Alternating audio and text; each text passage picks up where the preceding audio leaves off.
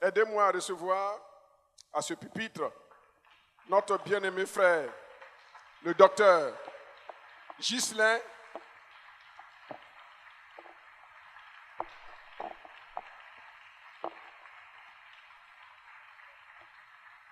Agbede. C'est un homme de la parole, mais aussi il est un homme pratique. Il est un théologien de la tour et il est un théologien de la vallée. Il est baptiste d'origine, mais il a fait une expérience avec la gloire de Dieu. Et ses théories baptistes ont été influencées par le Saint-Esprit. Donc c'est un homme pratique. Il connaît la puissance du vaudou. Et il connaît la puissance, la toute puissance de Jésus. Et c'est lui que Dieu a choisi pour nous parler aujourd'hui de l'idolâtrie comme un des signes de la perte de la présence de Dieu. Que Dieu bénisse son serviteur. On le reçoit encore une dernière fois, s'il vous plaît.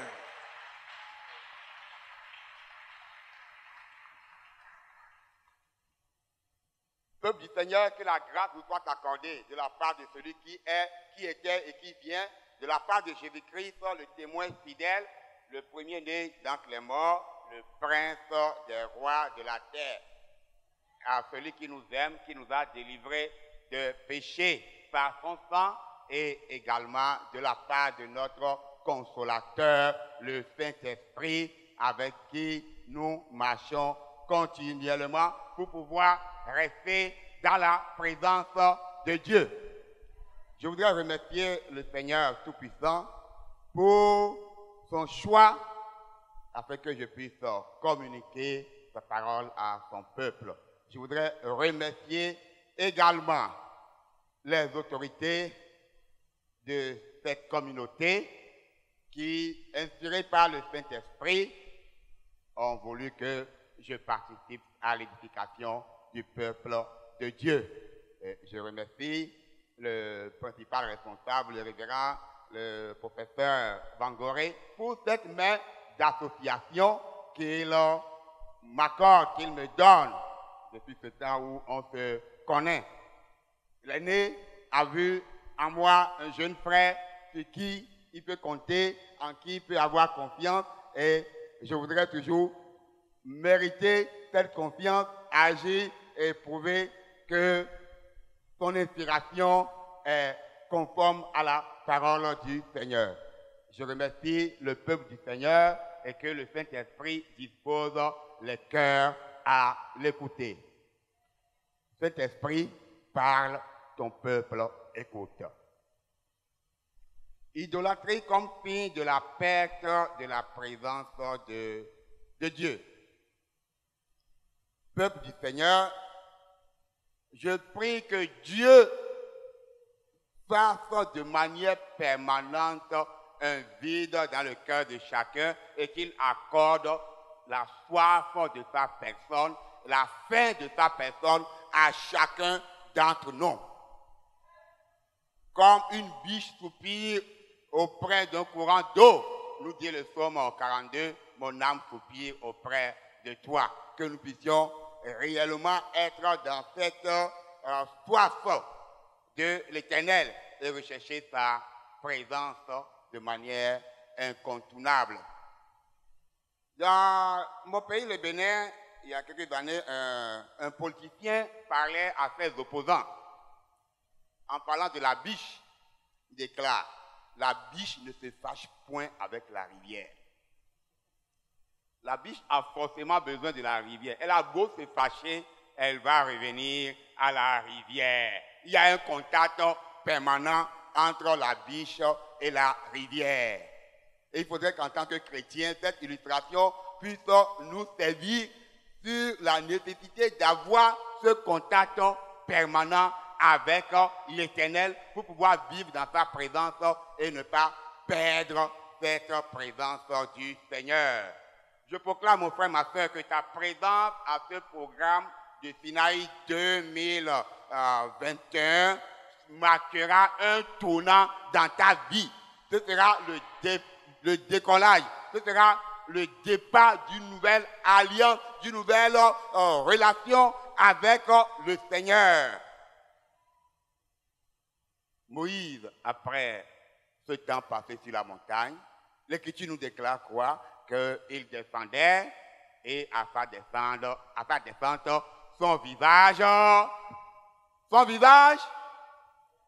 pardon, rayonnait. Mon frère, ma soeur, ta vie va rayonner dans plusieurs domaines au nom puissant de Jésus-Christ. Ce rayonnement sera ta part et tu seras surpris par la grâce de Dieu qui va te localiser et ton étoile va briller dans le nom de Jésus-Christ. Notre Dieu est le créateur de tout l'univers, comme nous le savons. Et toute la création est appelée à se soumettre à l'Éternel. Mais depuis la chute au jardin d'Éden, toute la pensée humaine a été compromise par le péché. Et la notion de Dieu, son adoration, a été pervertie. Et Satan, que j'appelle souvent le premier théologien, parce que c'est le premier à produire un discours comme Dieu, un discours sur Dieu, mais un discours qui va contre l'Éternel, un discours qui fait de Dieu un menteur. Et il a soufflé dans les oreilles d'Adam et d'Ève, tu seras comme Dieu. Cette petite particule, comme, continue d'agir. Et l'homme veut toujours, jusqu'à aujourd'hui, s'asseoir sur le trône de Dieu. Lui qui a été chuté, qui n'a pas pu être capable de s'asseoir sur le trône, dit à l'homme créé à l'image de Dieu que c'est possible. Je vais t'aider, tu vas détrôner Dieu, tu vas t'asseoir sur le trône. Et l'homme, dans sa naïveté, continue de croire à cette invitation, cette impression, ce discours que le diable tient et continue de lui tenir jusqu'à aujourd'hui. Car les pensées, les facultés de l'homme sont confuses, troublées, perturbées. Et l'idolâtrie prend la place. Toute chose dans notre vie, dans tous les départements de notre vie, qui prend plus de valeur que l'Éternel représente de l'idolâtrie. Et l'adoration des idoles est une insulte à la toute-puissance de notre Dieu en qui nous devons normalement placer notre confiance et non en autre chose. Dieu s'est fait connaître suffisamment dans la création, dans le développement et le processus de croissance de ce monde. Il fait connaître de manière générale, de manière spéciale par Jésus-Christ en vue de la rédemption de l'homme.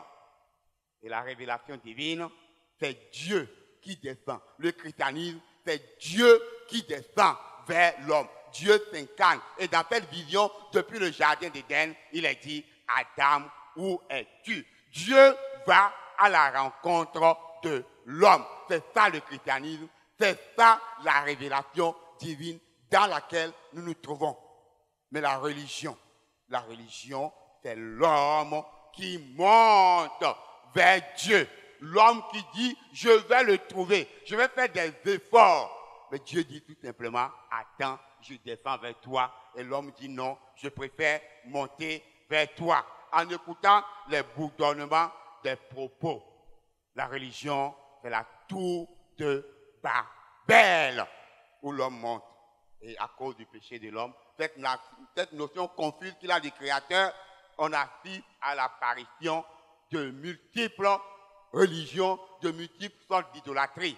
Car il y a un vide dans le cœur de l'homme que seul l'Éternel, notre Dieu Créateur, notre Seigneur Jésus-Christ, notre Consolateur, le Saint-Esprit peuvent combler. Mais l'homme préfère trouver sa solution, préfère chercher Dieu de lui-même et tente de monter vers lui à travers le bois, à travers le feu, à travers l'eau, à travers toutes les créatures, au lieu de chercher à adorer le Créateur. L'homme préfère désormais à cause de la confusion créée par le diable, adorer la créature et de proclamer à la créature que tu es mon Dieu. Et le prophète Ésaïe va s'indigner au chapitre 2, verset 8. Le pays est rempli d'idoles. Un constat que fait le prophète. Ils se prosternent devant l'ouvrage de leurs mains, devant ce que leurs doigts ont fabriqué. Et tout cela parce que leur pensée est corrompue, obscurcie par le péché. Ils ont refusé d'accepter la révélation spécifique, particulière, la grâce spéciale qui se trouve en Jésus-Christ en vue du salut. Un démon se cache derrière chaque idole et devient l'adoration. Et dévie l'adoration qui est accordée à Dieu. Quand je dirais, quand quelqu'un dira, ok, voici mon Dieu, je verse de l'huile rouge là-dessus. Le diable a fait un démon pour s'en occuper, pour donner des directives. Tu ne mangeras plus de l'haricot, tu ne mangeras plus de l'igname, tu ne mangeras plus à chacun les jeudis, tu ne mangeras plus le placari les vendredis. Voilà, on te pose des histoires et tu vis dans des contraintes sous la pression de l'ennemi. Le diable a toujours désiré être adoré. Et il a joué, malgré cela, il a essayé de tenter notre Seigneur pour lui dire que tout lui appartient. Qu'est-ce que le diable a créé? On dit le diable le transporta sur une montagne, vous connaissez bien l'histoire, et lui montre le monde et lui dit, je te donnerai toutes ces choses si tu te prosternes et si tu m'adores. Bon Dieu, qu'est-ce qui lui appartient? Comment se fait-il qu'il prend ce qui appartient à autrui et dit, cela m'appartient?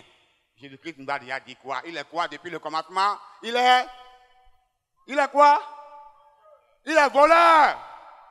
Il est menteur. Il est meurtrier. C'est son ADN. Et il ne peut pas changer. Et il agit par rapport à son ADN, par rapport à ce qu'il est.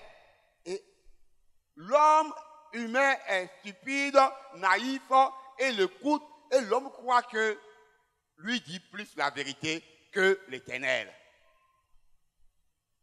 Donc la confusion de l'idolâtrie a commencé déjà par ce séisme, ce chaos qu'il a créé au jardin d'Éden. Et dans tout le parcours de l'Écriture, jusqu'à ce que nous verrons dans le dernier livre de la Bible, on verra l'œuvre de l'idolâtrie en jeu. Les nations non juives n'étant pas dans l'alliance abrahamique ont des divinités comme Dogon, Baal et autres qu'ils adoraient. Et cela a influencé le peuple de Dieu qui devrait normalement refléter la lumière de l'Éternel autour des autres nations pour les amener à Christ. Mais ça a été le contraire. Le peuple de Dieu également s'est embourbé dans plusieurs pratiques d'idolâtrie, de divination, de magie, des pouvoirs, d'expression des pouvoirs démoniaques. Et ils se sont attirés la colère de l'Éternel, leur Dieu. Par la bouche du prophète Ésaïe, il va leur dire, venez, venez, venez, marchons à la lumière de l'Éternel, sortons de l'idolâtrie. Venez, peuple de Dieu, venez, venez, venez, marchons à la lumière de l'Éternel. Recherchons la lumière, recherchons le chemin de l'Éternel et marchons. Que sa parole soit la lampe sur notre chemin. Dieu n'approuve pas l'idolâtrie et son peuple, il informe son peuple qu'il doit voir sa colère. Son jugement va tomber sur son peuple. Adorer la créature au lieu du Créateur, c'est une pure folie. Et nous devons nous interroger nous-mêmes, particulièrement dans cette période de cette conférence Sinaï, et également interpeller ceux qui sont au dehors, qui n'ont pas encore eu la grâce de faire alliance avec le Dieu incarné pour bénéficier de la grâce générale. Dieu est l'idolâtrie. Et par la bouche du prophète Jérémie, dans son 2e chapitre, l'Éternel va prendre l'analogie du mariage pour dénoncer l'attitude de compromis et d'infidélité, de manque de consécration de son peuple. Il dira même que mon peuple est comme la dîme, une consécration. Et tant que la dîme est consacrée à l'Éternel, mon peuple m'est consacré. Et comment se fait-il que mon peuple qui m'est consacré puisse s'éloigner de moi? Jusqu'à l'Éternel posera la question, qu'est-ce que je vous ai fait? Qu'est-ce que j'ai fait à vos pères pour qu'ils se détournent de moi, pour aller dans l'idolâtrie? Un pied avec Dieu, un pied dans autre chose. Fermez la porte, ouvrez la porte, fermez la porte, ouvrez la porte. Quand vous demandez à votre enfant, ferme la porte, l'enfant ferme. Vous dites à l'enfant, ouvre la porte, l'enfant ouvre. Vous dites encore, ferme la porte, l'enfant ferme. Vous dites encore, ouvre la porte. Il va se dire, mais qu'est-ce que j'ai fait? C'est quel type de punition qu'on est en train de me donner comme ça? L'enfant va s'interroger sur ce qu'il est en train de subir de la part de ses parents. Mais le Seigneur dit, notre attitude, nous qui nous réclamons ces enfants, nous nous comportons de cette manière. Nous voulons à la fois que la porte soit ouverte et fermée. Ce n'est pas possible. Il faut choisir si on veut que la porte reste ouverte ou bien que la porte soit fermée. Et dans notre relation avec le Seigneur, le syncrétisme apparaît à divers niveaux. Et le Seigneur est irrité chaque fois que quand nous, qui nous déclarons enfants de Dieu, nous nous éloignons de sa volonté. Nous nous éloignons du fil à plomb divin. Nous nous éloignons de l'équerre de l'Éternel. Et quand il ne nous voit pas conformes à sa parole. Où est passé notre zèle du passé? Où est passé notre amour pour le Seigneur par le passé? Au point où nous laissons influencer par le monde dans toute sa splendeur, toute la manière dont il brille. Paul a dit à Timothée, depuis ton enfant, tu connais les saintes Écritures. Peuple de Dieu, fidèle de cette communauté. Cela fait combien d'années que chacun vient ici? 10 ans, 20 ans, 30 ans, 5 ans, ou même, c'est juste cette semaine que vous avez été invité, vous êtes là pour la première fois. D'accord? Qu'est-ce qu'on n'a pas encore dit dans cette église? Qu'est-ce qu'on n'a pas encore dit du rôle de telle chair? Et c'est ça qui vous manque pour que vous restez fidèles conformément à la parole de Dieu tout le temps.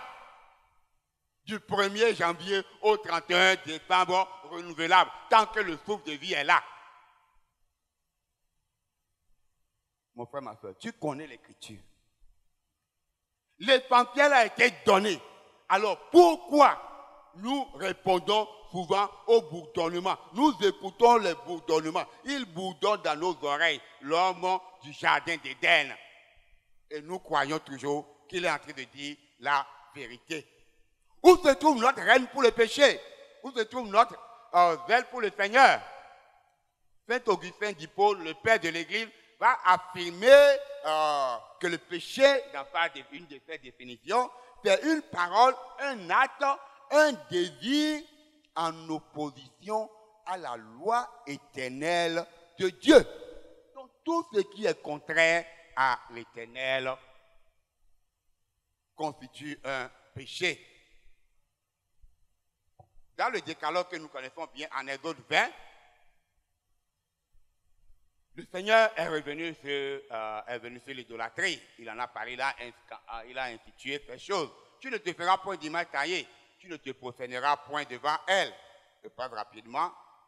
Et il dit, moi l'Éternel ton Dieu, je suis un Dieu jaloux, qui punit l'iniquité des pères sur les enfants jusqu'à la 3e et la 4e génération.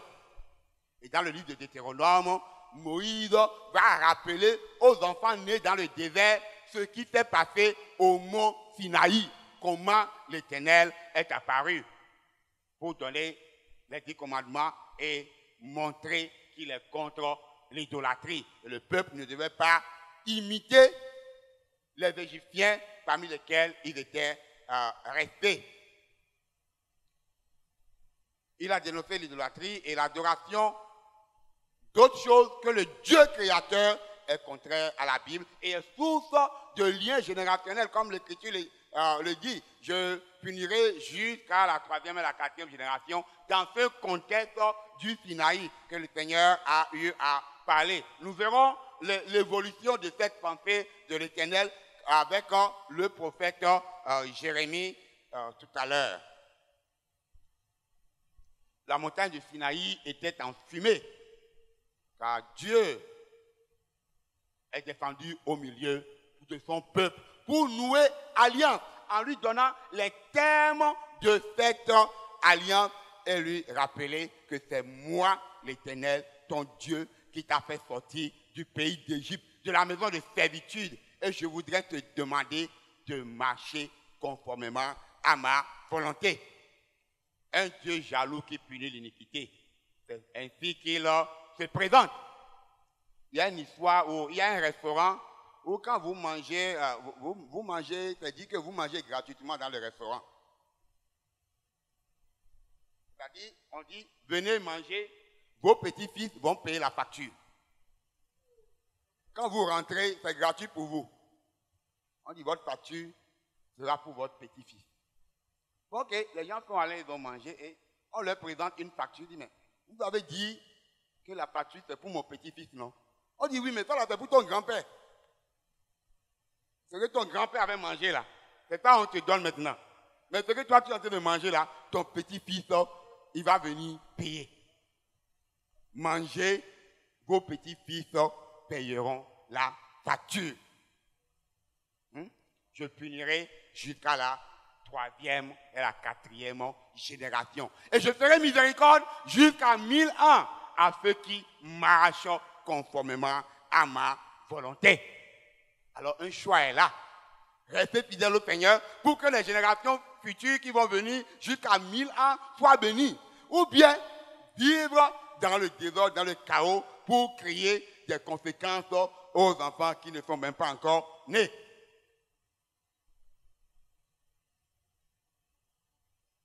Nous devons prier prophétiquement pour nos descendants jusqu'à la 1000e génération, qu'ils restent dans la lignée, dans l'alliance de Jésus-Christ. S'ils ne venaient pas et former nos enfants, les traîner également, qu'eux aussi, à notre site, qu'ils prient pour les générations à venir. La pensée biblique théologique va évoluer quand on sera avec le prophète Jérémie qui va déclarer qu'on ne dira plus les pères ont mangé des raisins verts et les dents des enfants ont été agacées. À cause de l'alliance en Christ dans laquelle nous sommes actuellement et qu'on a vu cette annonciation par le prophète Jérémie au 31e chapitre, la théologie de la responsabilité rentre en ligne de compte. Nul ne payera plus pour les péchés d'autrui. Dieu fait ici une nuance dans la punition et dit que les représailles sont uniquement pour celui qui pêche et non plus pour sa descendance. Comme les enfants d'Israël, nul n'accusera Dieu de lui faire subir les actes de ses ancêtres.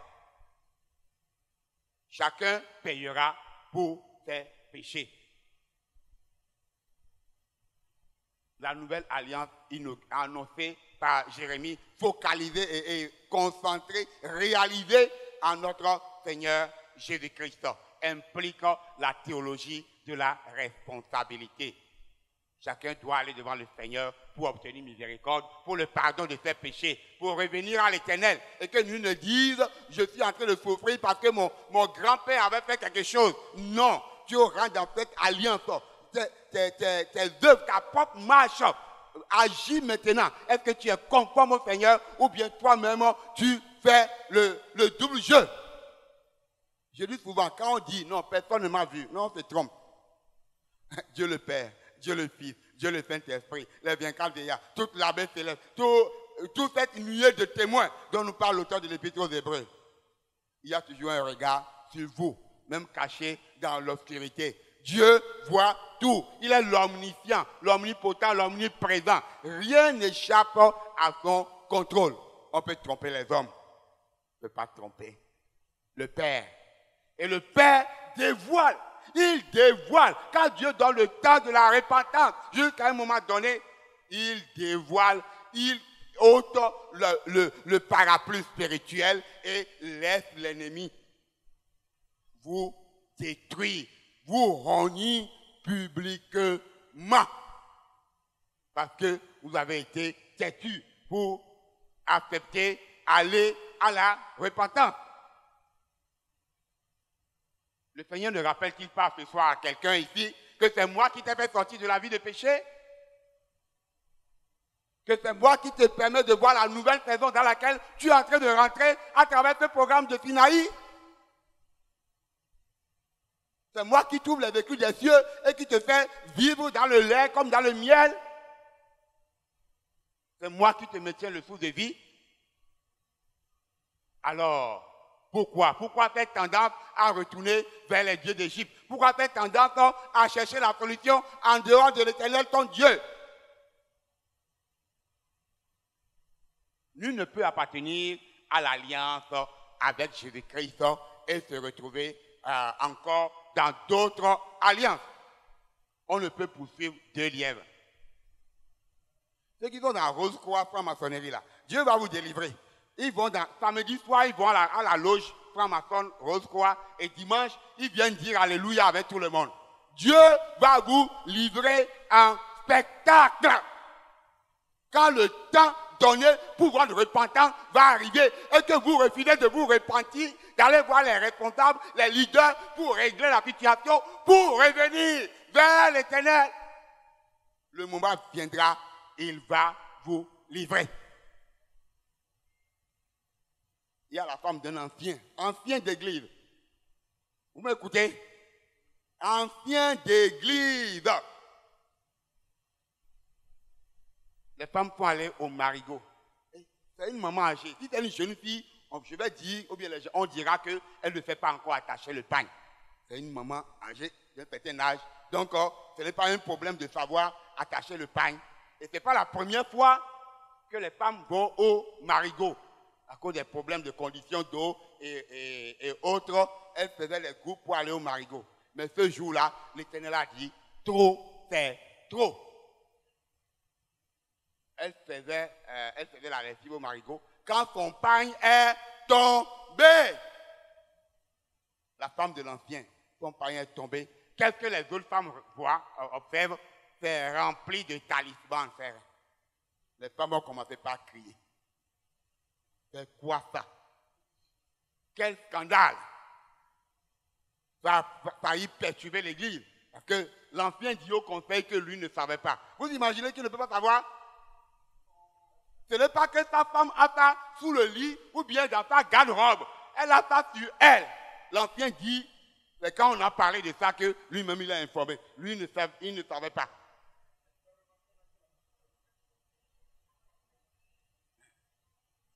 Et les membres de l'église ont dit, mais ils nous enseignent de rester avec le Seigneur. Mais voilà, eux-mêmes, les leaders, ça a choqué la foi de certaines personnes. Mais comment eux-mêmes sont dans de telles pratiques? On a mis sous discipline le couple, carrément.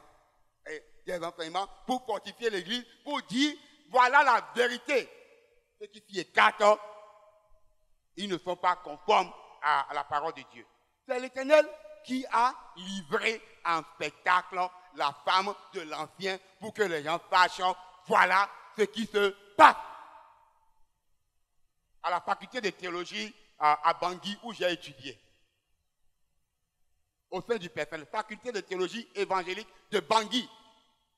Au sein du personnel, il y avait un monsieur dans la Rose-Croix.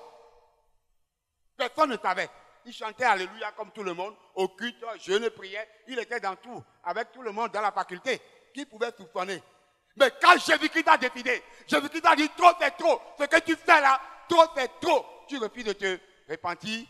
Qu'est-ce qui s'est passé? Un jour, à la bibliothèque, on ne sait pas. Sa carte de membre de Rose-Croix est tombée par terre à la bibliothèque. Quelqu'un est passé et a pris. La personne dit, c'est pas vrai. La personne dit, ce n'est pas vrai. Mais c'est vrai. Et il ne s'imaginait pas. Le Seigneur l'a livré en spectacle. Quand on dit personne ne sait, Dieu lui sait. S'il y a dans cette communauté des gens qui sont dans la franc-maçonnerie, dans la Rose-Croix, dans les fétiches, dans quoi que ce soit, le Seigneur va vous livrer un spectacle. Si vous ne vous repentez pas, que ce programme soit le programme de la repentance. Ne vendez point vos âmes à l'ennemi. Repentez-vous, revenez à l'Éternel. Saisissez l'occasion de ce programme pour revenir à l'Éternel.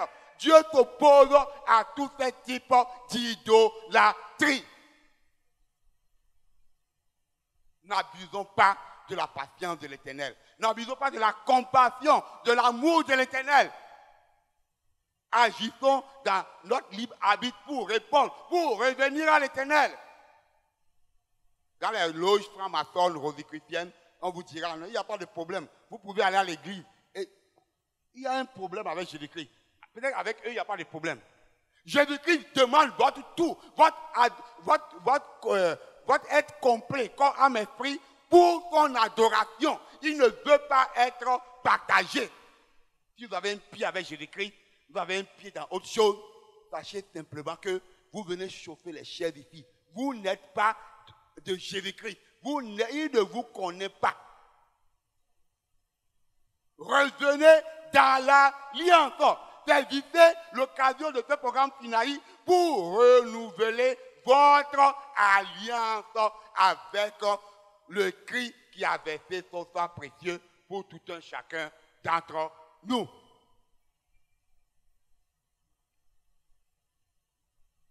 Aujourd'hui, rejetez ce que vous avez sur vous, dans vos maisons, dans vos administrations, dans vos lieux de travail, dans vos cachettes, dans vos garde-robes, partout. Rejetez ces choses qui ne sont pas conformes à la parole de Dieu. On a beau vous dire beaucoup de choses, beaucoup de promesses. Le gars n'a rien, mais comment vous croyez que lui peut vous aider? Le diable n'est pas créateur. Chers frères et sœurs, c'est Jésus-Christ qui est notre rédempteur. C'est le Dieu tout-puissant qui est le créateur. Le diable n'a rien. Je vous en prie, par les compassions du Christ, par les entrailles de miséricorde de Jésus-Christ, ne vous laissez plus influencer par Satan. Revenez à l'Éternel des armées. C'est lui le créateur. C'est lui qui détient tout. Toutes les bénédictions sont avec lui. Il a déclaré que nous sommes bénis de toutes les bénédictions célestes dans les lieux célestes. Et nous sommes assis avec Jésus-Christ. Pourquoi abandonner votre position, mon frère, ma soeur? Revenons à l'Éternel. Abandonnons toutes sortes d'idolâtrie. Optons pour la sanctification. Arrêtons le double jeu. Arrêtons le jeu de la chauve-souris. Dieu réclame, il nous réclame sur son autel 24 heures sur 24. L'apôtre Paul parle de sacrifice. Comment? Sacrifice vivant. Le problème du sacrifice vivant, c'est qu'à tout moment, quand ça va chauffer, le feu va chauffer, il aura tendance à quitter l'autel, à sauter. Or, le sacrifice tué est là, il est mort. Mais le sacrifice vivant, qu'est-ce qui va vous faire maintenir sur l'autel? C'est le discipulat de Jésus-Christ et non le discipulat de Satan. Le discipulat de Satan vous fait quitter l'autel. La marque de la bête est là. Beaucoup de pression sur les chrétiens où il faut maintenir la foi chrétienne en toutes choses et payer le prix du discipulat. Au Bénin, un frère que je suis, on l'a appelé, lui et sa femme. Un bon samedi soir comme ça, dans la nuit là, vous savez, l'ennemi aime l'obscurité. Une heure tardive, et lui et sa femme, on lui a dit, ok, tu travailles bien dans l'entreprise là, tu travailles bien. Mais la promotion n'est pas liée à ton travail. On dit, tu choisis entre franc-maçon et Rose-Croix. Et dès lundi, il y a la promotion qui suit cela en même temps. Il dit, il va aller réfléchir. Il m'appelle. J'ai dit, frère, pardon. Pardon, ne vends pas ton âme.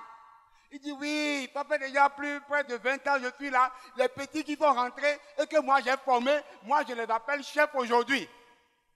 Parce qu'eux, ils ont reçu la promotion et tous les avantages qui accompagnent. Je dis, paye le prix du disciple-là chrétien. Refuse la marque de la bête. Reste fidèle. Ne te laisse pas tromper par le diable. N'attire pas la colère de l'Éternel sur toi. Tu connais l'Écriture. Dieu nous veut sacrifice vivant 100%.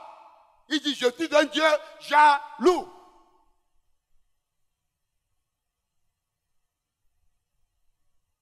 Le culte animiste n'est pas une preuve que l'homme cherche réellement à adorer Dieu. Mais il montre que l'homme a une idée rebelle de son créateur. Il cherche la réalité tout en fuyant cette réalité. Et ce n'est pas bien. Dans mon pays, le Bénin, avec l'histoire de Vaudou, où c'est la même histoire. Non, le Vaudou est culturel. Alors que nous devons proclamer, affirmer qu'il est vraiment culturel. Et non culturel. Même si c'est un business qui fait rentrer de l'argent. Et le 10 janvier est férié, juste pour adorer les religions traditionnelles, le vaudou et autres. Demain dimanche, nous avons déjà, que ce soit une journée de demande de pardon. C'est le 1er août et c'est la fête de l'indépendance du Bénin. Beaucoup d'églises sont dans ce programme de faire de cette journée une journée de repentance, de demande de pardon, Seigneur, pour les 61 années de cette indépendance. Pour que cette nation, malheureusement, qui a un mauvais nom, le berceau du vaudou, change de nom et devient le berceau de Jésus-Christ. Dieu fait son œuvre, mais l'œuvre est toujours en continuité. Et néanmoins, malgré les pressions de l'ennemi, nous croyons que celui qui est en nous est plus grand que celui qui est dans le monde. Et il nous a donné le pouvoir de marcher sur les serpents, les scorpions et sur toute la puissance de l'ennemi et rien ne pourra nous nuire.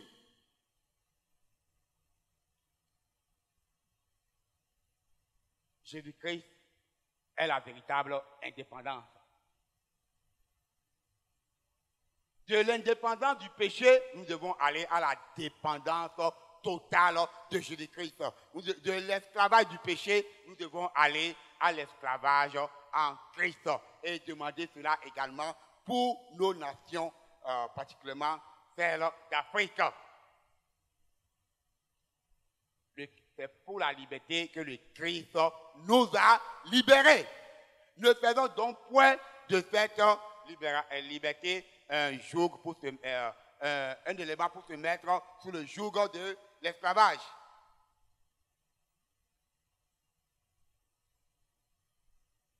Je voudrais venir à l'ange de l'église de Pergame. Quelqu'un peut nous lire rapidement Apocalypse chapitre 2, versets 12 à 17. Apocalypse chapitre 2, versets 12 à 17.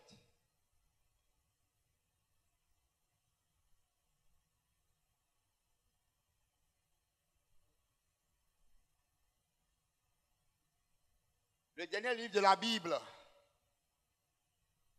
la révélation johannique, 60 années après la Pentecôte, la ville idolâtre. De 12 à 17, s'il vous plaît. Oui. Apocalypse 2, versets 12 à 17. Écrit à l'église, écrit à l'ange de l'église de Pergame. Voici ce que dit celui qui a l'épée aiguë à 2 tranchants. Je sais où tu demeures. Je sais que là est le trône de Satan. Tu retiens mon nom et tu n'as pas renié ma foi. Mais au jour Antipatre,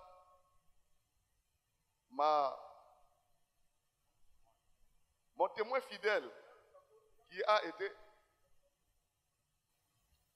Je sais où tu demeures. Je sais que là est le trône de Satan. Tu retiens mon nom et tu n'as pas renié ma foi. Même au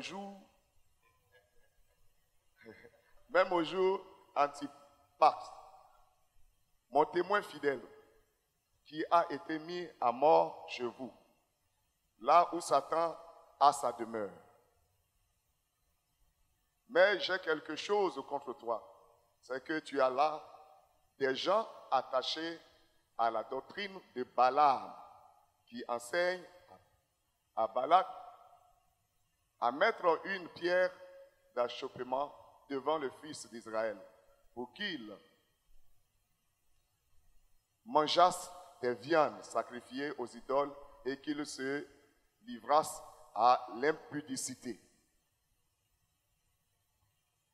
De même, toi aussi, tu as des gens attachés pareillement à la doctrine des Nicolaïtes. Repens-toi donc, sinon je viendrai à toi bientôt et je les combattrai avec l'épée de ma bouche. Que celui qui a des oreilles entende ce que l'Esprit dit aux églises. À celui qui vaincra, je donnerai de la manne cachée et je lui donnerai un caillou blanc. Et sur ce caillou est écrit un nom nouveau que personne ne connaît, si ce n'est celui qui le reçoit. Amen.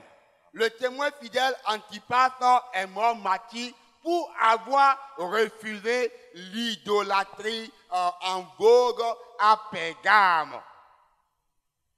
Il a payé de sa vie, sa détermination à rester fidèle au Seigneur et à lutter contre l'idolâtrie dans cette ville où le Seigneur déclare être le trône de Satan. Une ville réellement païenne où le paganisme était vraiment ancré dans les mœurs des uns et des autres. Et il y a ce reste fidèle, ce petit nombre. La théologie du reste est très très importante dans l'Ancien Testament. Ce n'est jamais pourri à 100%. Dieu, dans sa grâce, fait qu'il y a toujours un 0,00001 sur qui il peut compter. La question de savoir est-ce que tu appartiens à ce 0,001 à qui l'Éternel peut demander à Satan, as-tu observé mon serviteur, as-tu observé ma servante telle qui marche dans la droiture devant moi, qui est intègre? Telle est la grande question à chacun. Est-ce que j'appartiens au reste? Comme le Seigneur reconnaît l'œuvre d'Antipas. Ou bien, mon frère, ma soeur, ton cœur est-il le temple de Satan? Ton cœur est-il le trône de Satan? Il dit, je connais où tu restes. Ta maison est-il le trône de Satan? Est-ce qu'on dira pourtant, oh, c'est lui qui fait ça, c'est elle qui fait ça. Pourtant, elle va au Remblai. Elle est aux arts des Remblais là-bas. On la voit rentrer là-bas. Elle prend la Bible dimanche. Il prend la Bible. Pourtant, c'est lui qui fait ça. Es-tu le trône de Satan? Satan est-il entré en toi comme il est entré en Judas? C'est grave, mon frère, ma soeur, que si jamais tu laisses ton cœur prendre par l'ennemi. Mon témoin fidèle, qui veut être témoin fidèle de l'Éternel. Marcher à contre-courant du vent de la société, du syncrétisme, de l'appel de l'ennemi. Certains physiciens m'ont expliqué.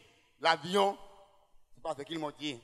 L'avion va, il décolle dans le sens contraire du vent. C'est pourquoi les pilotes ils travaillent avec le vent. Il faut la confrontation, il faut le sens contraire pour permettre à l'avion de décoller. Le Seigneur attend du chrétien qu'il agit dans le sens contraire de ce monde, qu'il soit sel et lumière réellement pour impacter la société, pour ramener les autres. La puissance de la prière. Dans cette ville de Pérgame, les adeptes des divinités se sont plaints plusieurs fois des chrétiens que leur prière dérange leurs démons.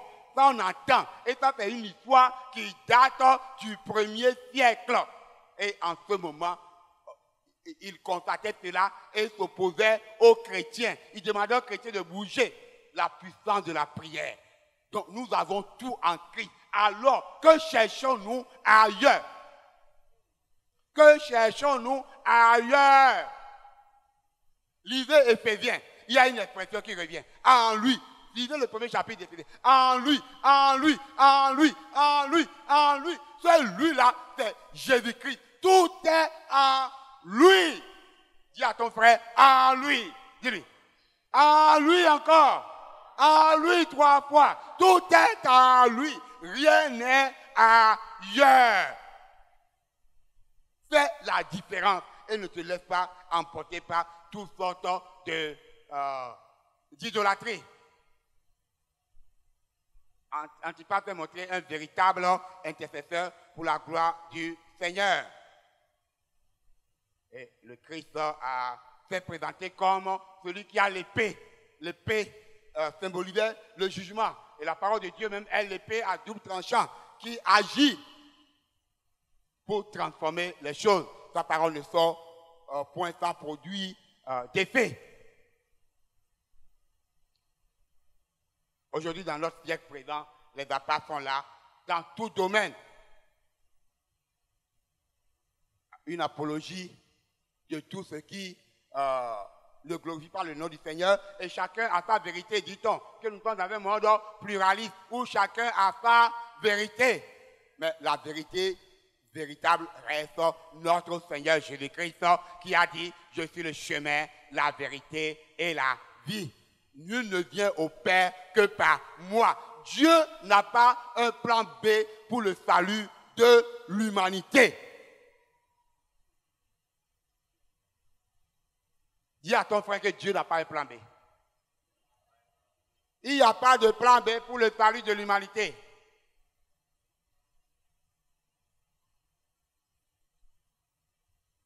Marche avec ton Seigneur. C'est lui qui a payé de sa vie pour toi. Et ce grand sacrifice ne devrait point être négligé. Les Nicolaïtes et autres dont on a fait part dans le texte ont fait naufrage par rapport à la foi parce qu'ils ne se sont pas conformés à la parole du Seigneur.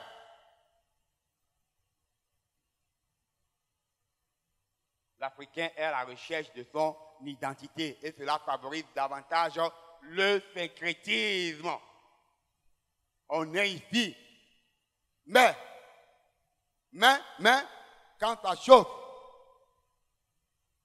il y a toujours une parole qui vient de quelque part. On fait un petit tour au village. On dit non, c'est pas grave. On rentre dans la compromission. C'est pas grave pour vous, mais c'est grave pour votre relation, pour votre vie spirituelle, pour l'état de votre âme, pour votre communion, votre intimité avec le Créateur. Il y a incompatibilité.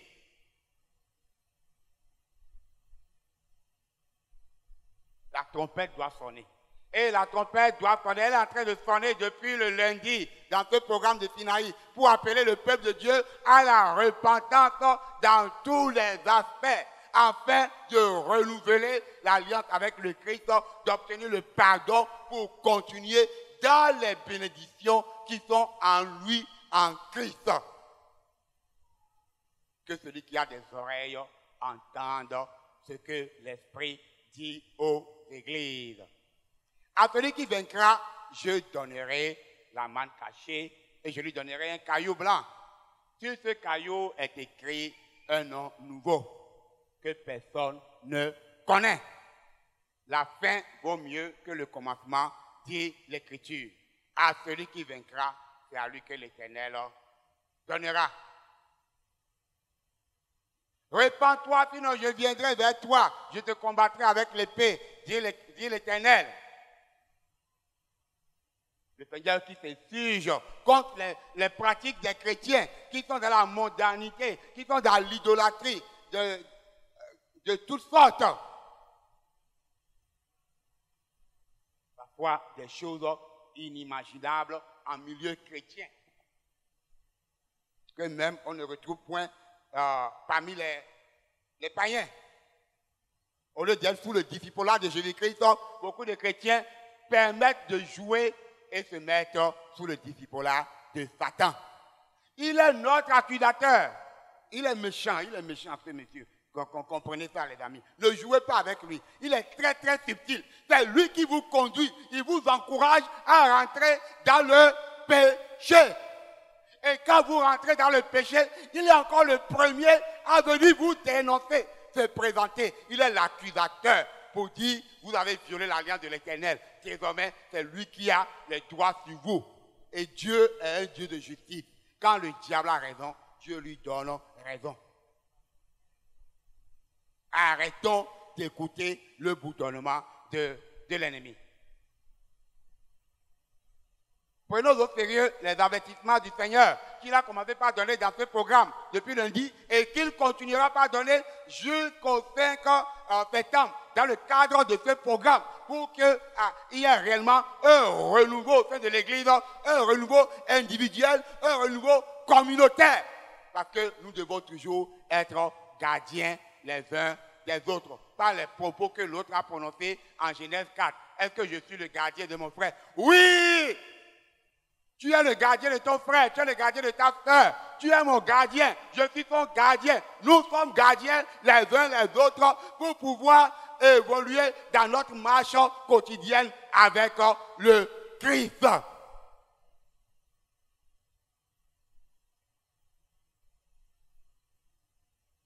Renouvelons notre engagement avec le Seigneur.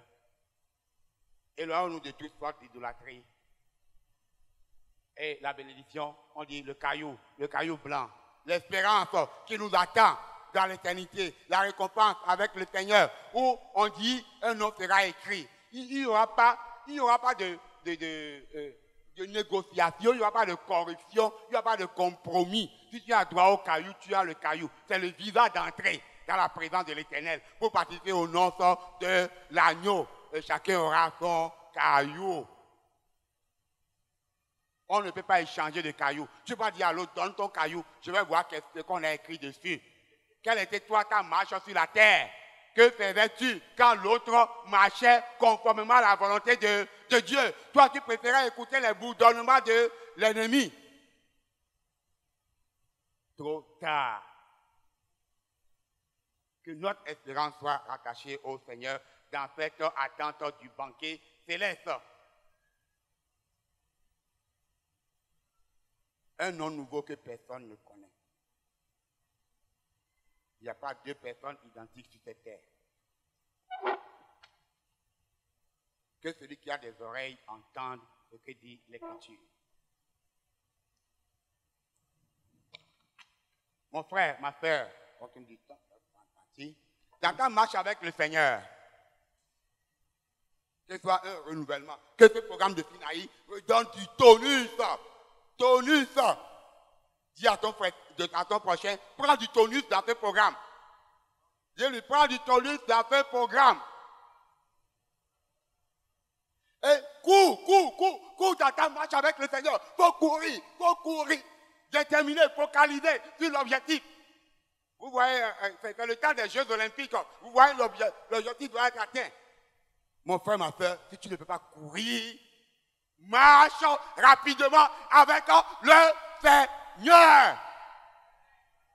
Si tu vois que ça là aussi, tu ne peux pas faire, alors marche lentement avec le Seigneur. Sois en mouvement. Si tu ne peux pas marcher lentement, mon frère, va à quatre pattes. Va à quatre pattes. Je t'en prie, dans ta relation avec le Seigneur, va à quatre pattes. Si ça là aussi, tu ne peux pas faire, c'est compliqué. Ton état spirituel est tellement bas, tu vois que ça là aussi c'est compliqué. Mon frère, il faut ramper avec le Seigneur. Sur le Seigneur, il faut ramper. Ne t'arrête pas. Faut ramper. Dis Seigneur, soutiens-moi. Aide-moi à me relever. Rampe avec ton Seigneur pour aller de l'avant. C'est le mouvement en avant avec le Seigneur que nous voulons. Levons-nous sur nos pieds, s'il vous plaît.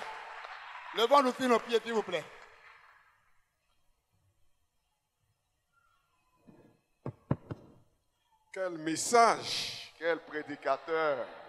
Quel messager. Tu vas prier pour que ton corps soit soumis à ton âme et que ton âme soit soumise à ton esprit et que ton esprit soit soumis au consolateur, le Saint-Esprit. Ton corps ne doit pas commander ton âme. Quand le corps commande l'âme, les œuvres de la chair sont là. Tu demandes que le corps soit soumis à ton âme, l'âme soit soumise à ton esprit soit soumis au consolateur. Il est avec nous depuis le jour de la Pentecôte. Il est en permanence avec nous. Il est là. Le Saint-Esprit est là. Chorale, le Saint-Esprit est là. On peut avoir ça? Alléluia. Mon frère, prie dans tes temps. Prie pour cette connexion. Il agit puissamment pour la gloire de Dieu. L'Esprit de Dieu est là. Il est là parmi nous. Il agit puissamment pour la gloire de Dieu. L'Esprit de Dieu est là. Il est là parmi nous. Il agit puissamment pour la gloire de Dieu. L'Esprit de Dieu est là.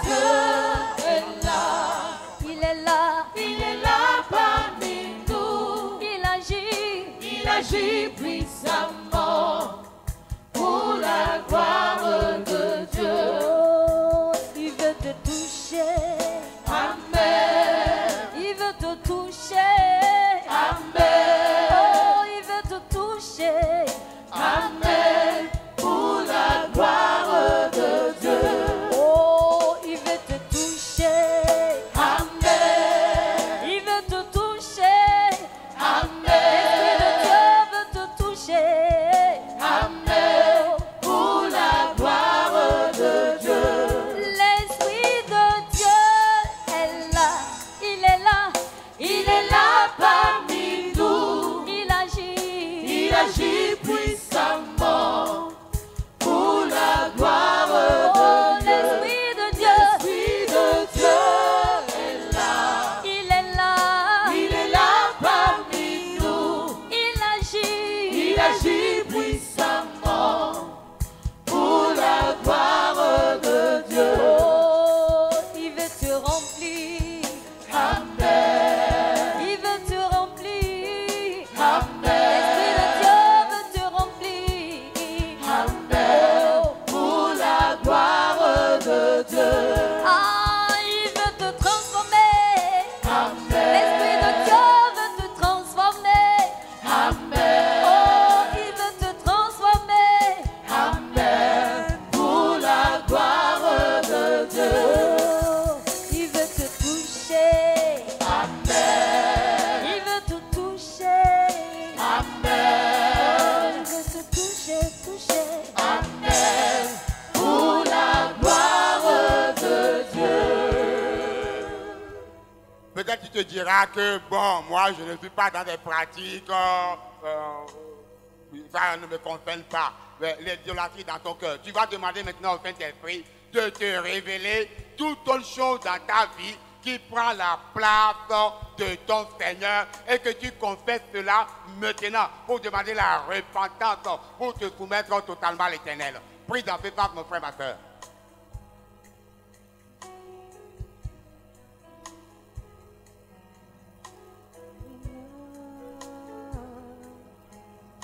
Il est là, il est là, l'Esprit de Dieu est là, il est là, il est là, il est là,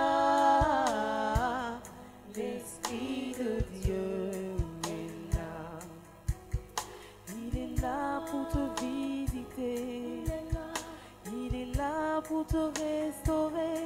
Il est là. Dans le nom de Jésus-Christ. L'Esprit de Dieu est là. Mon frère, ma soeur, tu vas prier maintenant, tu vas demander au Seigneur de te donner la grâce de lui rester fidèle jusqu'à la mort. Et que les martyrs de l'église nous enseignent. Le père de l'église, Polycarpe, on lui a demandé de renoncer au Seigneur Jésus-Christ. Il a dit, depuis mon baptême jusqu'à aujourd'hui, ça fait 86 ans. Donc c'est un centenaire qui parle. Ça fait 86 ans que je suis avec Jésus-Christ. Il ne m'a rien fait. On l'a tué à cause de sa foi pour Christ. Il est mort en chantant pour la gloire du Seigneur. Demande au Seigneur que toi aussi, tu veux rester fidèle dans la marche avec le Seigneur. Quels que soient les défis, les difficultés que les tribulations de ce monde vont présenter, toi tu veux rester fidèle. Prie dans ce sens pour la fidélité. Demande la... Seigneur, nous proclamons ta grâce sur ton peuple. Nous proclamons ta bénédiction sur ton peuple. Nous voudrons, Seigneur, persévérer avec toi jusqu'à la fin et être bénéficiaire, Seigneur, de tes couronnes, de ton caillou blanc dont tu parles, de ta manne, Seigneur. Tu as dit que la fin vaut mieux que le commencement. Nous te prions, Saint-Esprit, parle à nos cœurs, révèle-nous dans nos cœurs toute trace d'idolâtrie qui nous empêche de vivre la présence de l'Éternel, qui nous empêche d'être dans la présence de l'Éternel. Nous t'en supplions dans ta grâce. Fais-le pour chacun d'entre nous. Révèle à chacun d'entre nous, Seigneur, ces points faibles, ces points de défaillance, afin que nous nous repentons, afin que nous nous corrigeons pour être en nouveauté de vie avec toi. Garde ton église, garde ton peuple, et que dans ce programme, tu accomplis de grandes choses dans la vie de tout un chacun. Nous prions que tu gèmes la parole dans les cœurs, que tu soutiennes tout un chacun. Nous proclamons ta bénédiction, nous proclamons que nous sommes la tête et non la queue, nous proclamons l'élévation de ton peuple. Oui, Seigneur Jésus-Christ, ton peuple vivra et que tout ce que toi tu as réservé à ton peuple va s'accomplir dans ta vie, Seigneur. Tu accordes la délivrance à ton peuple, tu accordes la libération à ton peuple. Tu accordes les désirs de leur cœur qui sont conformes à ta volonté et que tu élèves ce peuple.